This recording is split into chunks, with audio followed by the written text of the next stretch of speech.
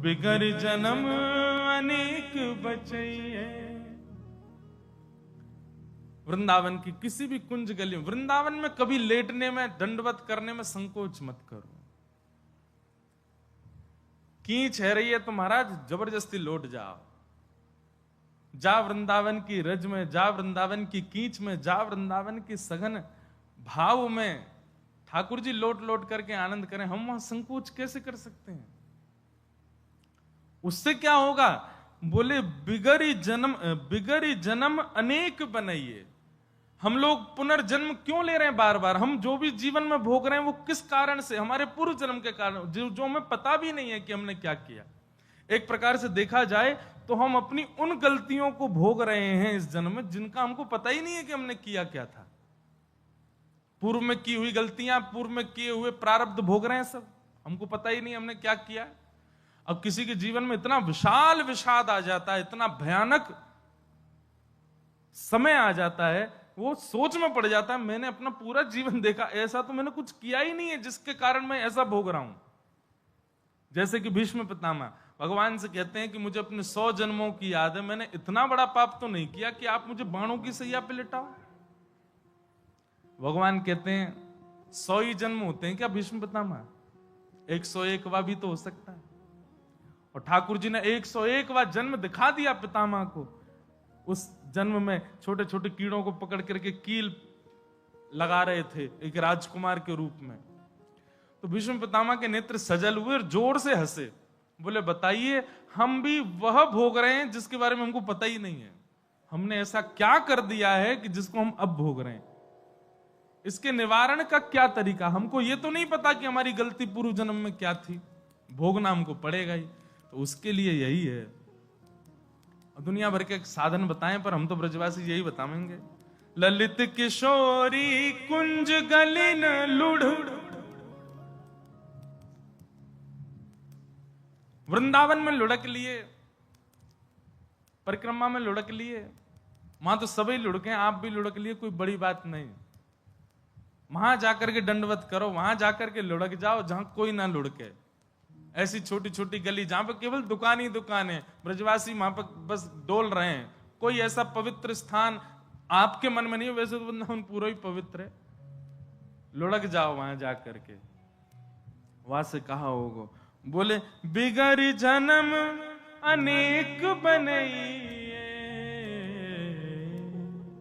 वृंदावन सोने लगइए, वृंदावन सोने लगइए, वृंदावन सोने लगइए, वृंदावन सोने लगइए। बोलो वृंदावन बिहारी लाल। हमारो बस चले ना तो हम वृंदावन रसामृति कर दें। वृंदावन वृंदावन वृंदावन की महिमा भैया, ठाकुर जी से ज्यादा महिमा किशोरी जी की, किशोरी जी और ठाकुर जी और सबन से अधिक महिमा गिरिराज जी की, और इन सबन से अधिक महिमा है हमारे वृंदावन की। ये युगल श्यामा श्याम को ही थल स्वरूप है वृंदावन, कोई अलग नहीं है, अद्भुत है वृंदावन। ठाकुर जी को जन्म भयो है, मधुर बाल लीलाएं ठाकुर जी की प्रारंभ हो रही हैं। नेक्स्ट से ठाकुर जी हैं मैया यशोदा की गोद में पौड़े हैं, सब ब्रजवासी नाच रहे हैं, गा रहे हैं, उत्सव मना रहे हैं। और तभी पूतना नाम की राक्षसी आई, और कथा तो हमने बहुत बार विस्तार से कही, लेकिन एक बात संकेत रूप से समझो। ठाकुर जी की भक्ति जीवन में आवेगी तो सबसे पहले क्या होगा? अविद्या का नाश। पूतना कौन है? अविद्या। अविद्या का मतलब क्या होता है? अज्ञान। अज्ञान ही अविद्या है। अब आप लोगों में से कई लोगों के मन में यह बात आ सकती है कि महाराज जी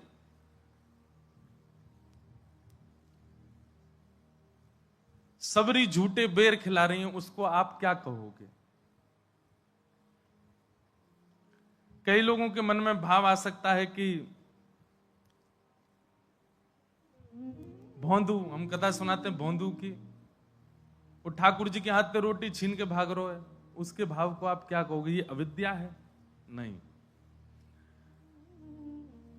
अविद्या किसे कहते हैं? ज्ञान तो है, पर ज्ञान का जो मूल सद और असद है उसकी जानकारी ना होना। बहुत ध्यानपूर्वक सुनिएगा, और सन्मुख बैठने वाले लोग जब उठ जाएं तो हमारी कथा ही भूल जाए। बहुत ध्यानपूर्वक सुनो। अब आपको यह तो पता है कि ऑपरेशन होता कैसे, पेट कैसे काटा जाता है, कौन सी जो अंदर के भीतर की सामग्री कौन सी कहां कहां क्या है, ये सब तो पता है, पर आपको प्रैक्टिकल नहीं आता। इसी को कहते हैं अज्ञान।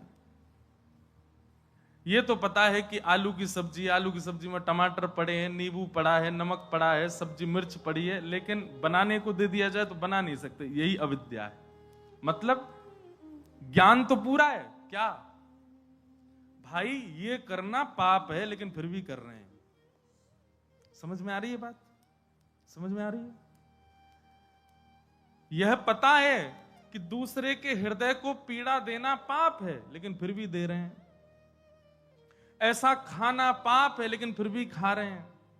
ऐसे स्थानों पर जाना अच्छा नहीं है, लेकिन फिर भी जा रहे हैं। भैया नेक बैठ जाओ, सब लोग बिल्कुल सावधानी से। इसी को क्या कहते हैं? अविद्या। ज्ञान तो है, पर भीतरी ज्ञान है, बौद्धिक ज्ञान है, मन में ज्ञान है, क्रिया में ज्ञान नहीं है, उसको कहते हैं अविद्या। और ठाकुर जी की भक्ति सबसे पहली क्रिया यही करेगी कि वह जीवन में आएगी तो आपकी अविद्या का नाश। अविद्या ही पूतना है। पूतना का रूप कैसा? बाहर से सुंदर है, सबको आकृष्ट करने वाली है, सबको देख करके लग रहा है सुंदर हो तो ऐसे हो, चाल हो तो ऐसी हो, मुस्कान हो तो ऐसी हो, रूप हो तो ऐसा हो, वस्त्र हो तो ऐसे हो, सुगंधी हो तो ऐसी हो। ये सब बाह्य रूप से सबको आकृष्ट कर रही है, पर भीतर से ना तो उसका रूप अच्छा है, ना उसके नेत्र अच्छे हैं, ना उसका स्वभाव अच्छा है, ना उसकी चाल अच्छी, ना उसकी गति अच्छी, कुछ भी अच्छा नहीं है, बस बाह्य प्रकाश है। इसी को अविद्या कहते हैं कि आप केवल बाहर दिखावे का ज्ञान रखते हैं, भीतर करने में आपके पास ज्ञान नहीं है। इसी को अविद्या कहते हैं। और ठाकुर जी को प्राप्त करने में बाधा भी अविद्या है, और ठाकुर जी आएंगे तो सबसे पहले मारेंगे भी अविद्या को। तो अविद्या का नाश करो।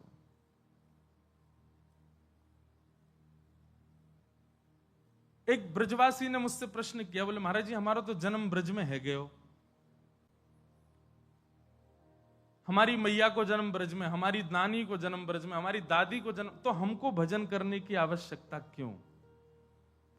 हमारे पास तो सब कुछ मिल गया, हमको तो सब कुछ प्राप्त हो गया, ब्रज में जन्म है नो, एक क्षण भी ब्रज में रहनो, वही कितनी महिमा बताई जाए, तो हमारा तो जन्म है, अब हम क्या करें? मैंने कि भैया एक प्रकार से जन्म तो कंस का भी ब्रज में ही हुआ था। कंस भी तो मथुरा में ही हुआ था।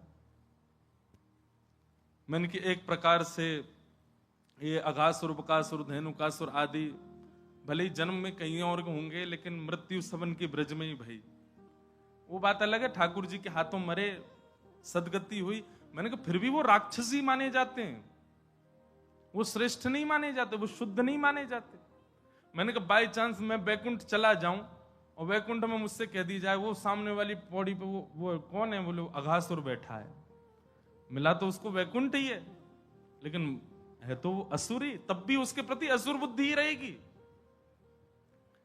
इसीलिए नाम जप, साधना, सत्संग ब्रजवासियों को भी आवश्यक है। क्यों? क्योंकि साधना करने से, नाम जप करने से, सत्संग श्रवण करने से अविद्या नष्ट होती है। और जब तक अविद्या नष्ट नहीं होगी ना, तब तक परिपूर्ण श्री कृष्ण प्राप्त नहीं हो सकते। भगवान ने ब्रज में आते 6 दिन के अंदर पूतना को मार के सबसे पहले समस्त ब्रजवासियों की अविद्या को नष्ट किया, क्योंकि जब तक अविद्या रहेगी तब तक मैं परिपूर्ण इनको मिल ही नहीं पाऊंगा। अविद्या का मूल अर्थ क्या है? पता सब है, जानते सब हैं, पर क्रिया में नहीं मानते हैं, उसी को अविद्या कहते हैं। मदिरा पीने वाले को पता होता है मदिरा पीना पाप है, शास्त्रों में इसके लिए मना किया गया, फिर भी पी जाता है। मांस खाने वाले को पता होता है कि हमारे सनातन धर्म में इसको पाप माना गया है, मैं किसी जीव को खा रहा हूं, किसी व्यक्ति के प्राण हरण करके खा रहा हूं, फिर भी खा जाता है। उसको पता है फिर भी खाता है। यही अविद्या है। ठाकुर जी की मिलन में बाधा अविद्या, और ठाकुर जी यदि आए तो सबसे पहले दूर करेंगे अविद्या को, क्योंकि उसके वो जब तक रहेगी मिलेंगे ही नहीं। और अविद्या को नाश करने का सबसे श्रेष्ठ उपाय केवल और केवल सत्संग है। पूतना आई, पूतना के रूप लावण्य को देख करके सब ब्रजवासी मोहित हो गए, सब आकृष्ट होते चले गए। इतने आकृष्ट हो गए कि बेसुध होकर के गा रहे थे, नंद घरानंद भयो जय कन्हैया लाल की। 6 ही दिन के लाला हुए हैं अभी, लेकिन पूतना के रूप माधुरी को देख करके सब अपना गायन भूल गए। उछल रहे हैं, नाच रहे हैं, पर देख उसी की ओर रहे, वाह कितनी सुंदर है, कितनी बढ़िया है, कितनी प्यारी है।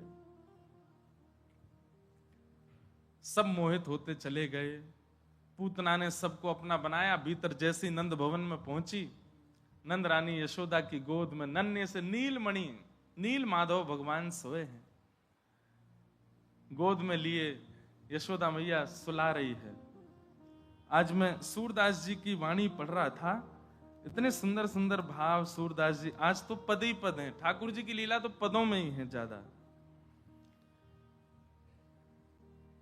इतने सुंदर ठाकुर जी का रूप का वर्णन करते हैं श्री सूरदास जी। आहा, बहुत ध्यान से सुनिए। ठाकुर जी के नख को वर्णन, रोम को वर्णन, हाथन को वर्णन, ऐसे ऐसे भाव वर्णित किए हैं।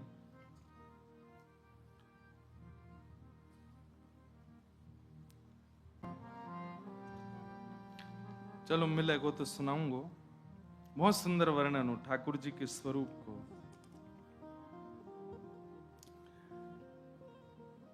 नन्हे से ठाकुर जी पौड़े हैं यशोदा मैया की गोद में, और तभी वहां पूतना आई। पूतना के सौंदर्य को देख करके यशोदा मैया भी आनंदित है गई। कहो सखी कहां ते आई हो, इतना सुंदर स्वरूप तुम्हारो। बोले आपके लाला को आशीष देवे आई हूं। आहा, छोटी छोटी गुड़िया अंगुरिया छबीली छोटी, नख ज्योति मोती मानो कमल दलन पे। छोटी छोटी गुड़िया अंगुरिया छबीली छोटी, नख ज्योति मोती मानो कमल दलन पे।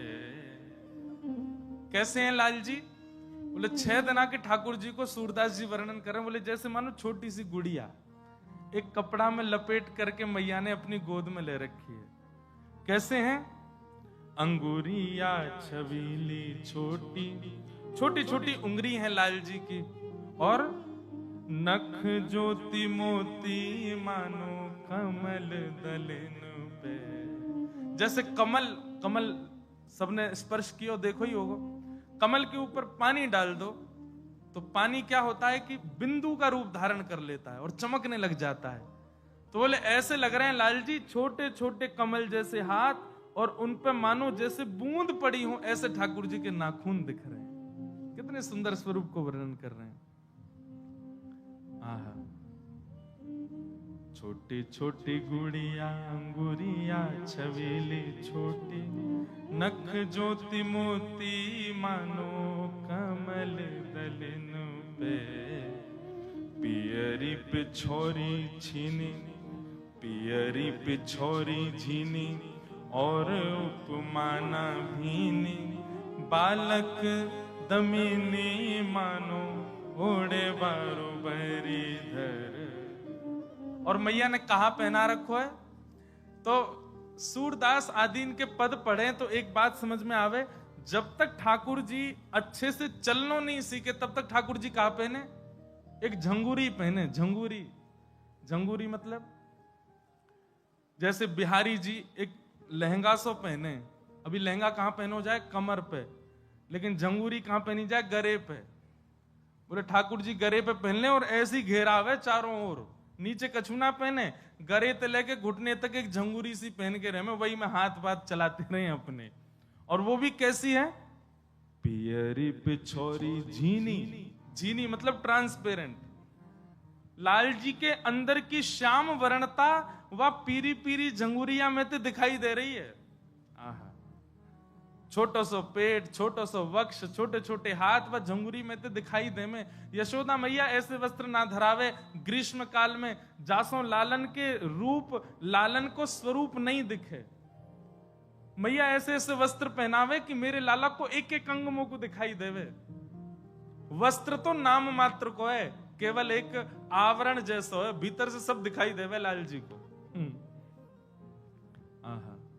और उर्बर उर्बग नखा कंठ कड़ूला झंझुले वार, बेनी लटकन मसे बूंदा मुनि मन हर। एक बात हमारी मानिएगा, कई लोगों ने इस बार की जन्माष्टमी पर अपने अपने ठाकुर जी को पायल पहनाई, कोंदनी पहनाई, आवाज करवे वाली सब सामग्री धराई मुंह को। बहुत लोगों ने दिखाए, अभी जयपुर में भी कई लोग लेके आए। एक बात और मानो, अब राधाष्टमी आ रही है, अब कहा दोगे ठाकुर जी को, सुनो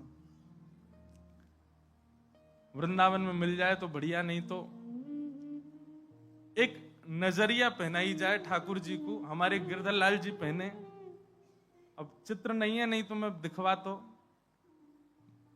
बगनखा,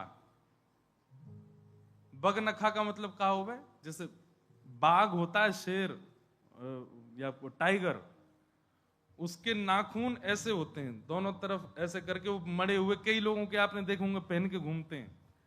ऐसे ही बाल कृष्ण प्रभु के अधिकतर पदों में जो श्रृंगार श्रृंखला है, उसमें यशोदा मैया या तो उनको कंठा धारण कराती है, मोटा मोटा एक कंठा गले में और एक कोंदनी और केवल एक बगनखा, इतना ही श्रृंगार करती है यशोदा मैया, इससे ज्यादा नहीं धराती ठाकुर जी को।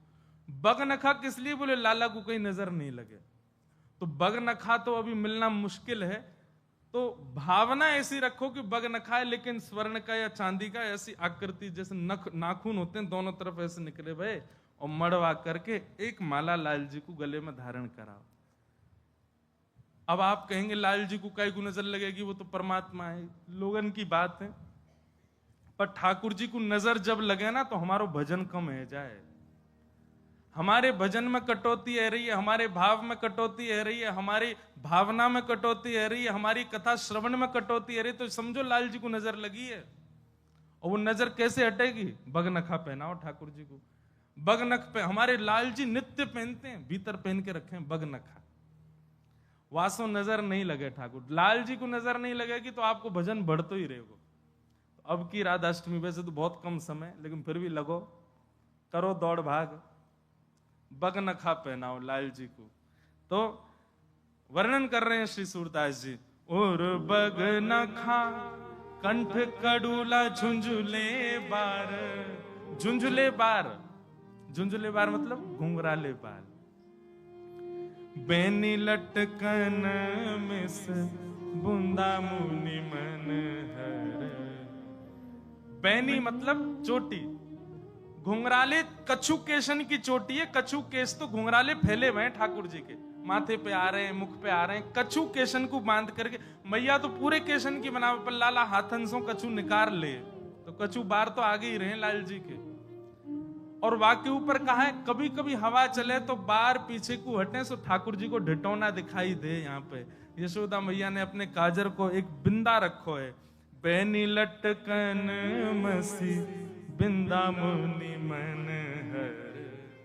सूरदास जी कह रहे हैं श्री लाल जी के माथे पे जो ढिटौना है, वही को देख करके इतना आनंद मिल जाए, ऐसे लाल जी दिखन लगे, मन करे वही को देखते रहे। और अंजन रजित नैन चितवन चित चोरे, मुख शोभा पर वारो अमित अमस सर किलकी हस द्वे द्वे दतुरिया सूरदास मन बस गयो बारे गए। सूरदास जी इतना सुंदर वर्णन कर रहे हैं ठाकुर जी की छवि को। अभी हमें तो दतुरियां आई हैं, लेकिन अभी लाल जी 6 दिन आगे दांत ना निकले हैं। लेकिन ठाकुर जी प्रकट रहते ही इतने प्यारे लग रहे हैं। वही समय से ही ठाकुर जी को स्वरूप इतना मनमोहक है, यशोदा मैया तो हृदय से लगा के रखे, कोई को दिखावे ही ना है। वर्णन आवे कि बहुत ब्रजवासी ने हल्ला किया कि मैया नेक तो दिखा दे। सो मैया अटारी पे गई और जाके कपड़ा हटा के लाला के केवल चरण दिखाए सबन को। देख लो, मुख तब भी नहीं दिखायो, हृदय से लगा के रखे। इतने प्यारे हैं श्याम सुंदर। पूतना आई और पूतना के आते ही यशोदा मैया को लगी सुंदर स्वरूप है, या को सुंदर भाव है। मैया ने लाल जीवा की गोद में दे दिए। पूतना ने जैसी गोद में लेकर के ठाकुर जी को अपने पयोधर को पान करानो चाहो, पयोधर में लगे हुए विष। अब सबसे पहली तो घटना ये घटी, ठाकुर जी ने पूतना को मुख ही नहीं देखो। क्यों? अविद्या। जो जानते हुए भी गलत करते हैं, जो जानते हुए भी अविद्या का पालन करते हैं, जो पता, कई लोग ऐसे कथा खूब सुनते हैं लेकिन कुछ नहीं करते अपने जीवन में, पालन ही नहीं करते उसका। ऐसी एक बात हमारी बहुत ध्यान से सुनना, कथा से दूर हैं, गलत करते हैं, एक बार को ठाकुर जी उनको देख लेंगे। लेकिन जो कथा सुन के भी गलत काम नहीं छोड़ते हैं, ठाकुर जी उनको तो बिल्कुल नहीं देखते, उनको तो बिल्कुल नहीं निहारते हैं ठाकुर जी। बोले याकू गुरु जी मिले भय हैं, याकू वृंदावन मिलो भयो है, याकू संत जन की कृपा और वचनामृत मिले भय, तब भी नहीं सुधर रहा है। ऐसे इनको तो ठाकुर जी देखे ही ना है बिल्कुल भी। इसलिए भैया अविद्या से नेक बचो। अगर कोई चीज को ज्ञान है जाए, कोई चीज की पतो चल जाए, संत जनन से आज्ञा मिल जाए कि ये काम गलत है, प्रयास करो कि वाकु तुरंत छोड़ो, नहीं तो ठाकुर जी अपनी नजर घुमा लेंगे। ठाकुर जी ने पूतना को नहीं देखा। पूतना ने अपना पयोधर जैसी भगवान के मुख में दिया। पहले तो भगवान ने विष पिया, उसके दुग्ध को पिया, और सब पीते भय जैसे ही प्राण पीने प्रारंभ किए, प्राण पीने लगे, सोई महाराज अपने रूप में आने लगी, नेत्र विशाल हैन लगे, स्वरूप बिगड़न लगो। जैसे ही भयाभय रूप धारण किया पूतना ने, अरे बालक छोड़, सामुंच मुंचाल मित प्रभाषणी, अरे बालक छोड़, अरे बालक छोड़, चिल्लाने लगी। ठाकुर जी के तब नेत्र खुले जब अपने रूप में आ गई। जैसे ही अपने रूप में आई, ठाकुर जी ने नेत्र खोल करके देखी, मौसी जी हम पे तो पकड़ वही आवे, छोड़नो ना आवे। 6 दिना के ठाकुर जी बोल पड़े, और 6 दिना के ठाकुर जी के वचन सुन करके पूतना तो व्याकुल है गई। अंत में जैसे ही ठाकुर जी ने प्राण पिए, पूतना के प्राण निकल गए, धड़ाम से गिर पड़ी और महाराज पूतना का वध हो गया। भगवान ने पूतना के प्राण नहीं पिए हैं। पूतना असंख्य बालकों को मार करके आई थी, उन सबके प्राणों का हरण करके आई थी। जितने बालकों को पूतना मार के आई है, ठाकुर जी ने उनके प्राण पिए। सुबोधनी जी में श्रीमद् वल्लभाचार्य जी वर्णन करते हैं कि ठाकुर जी ने मन में विचार किया कि भैया ये जन्माष्टमी की पावन तिथि, पूरा विश्व या तिथि को इतने आनंद से मनावेगो, और या पूतना ने इतने बालक मार दिए ब्रजमंडल में। याकू लोग पावन तिथि ना मान करके यूं कहेंगे भैया ये तो कलंक तिथि है, इतने सारे बालक मरे ब्रजमंडल में, एक राक्षसी ने मार दिए। ठाकुर जी ने मन में विचार किया ये तिथि पावन बनी रहे, सब लोगों को कल्याण है तो रहेगो। तभी ठाकुर जी ने जितने बालकों का वध करके आई थी, सबके प्राण पूतना के भीतर से निकाल करके और सब बालकन को पुनर्जीवित कर दियो, ताकि उत्सव ना रुके, सब भाव बनो रहे। बोलो पूतना मर्दन भगवान की। भगवान ने पूतना का वध किया।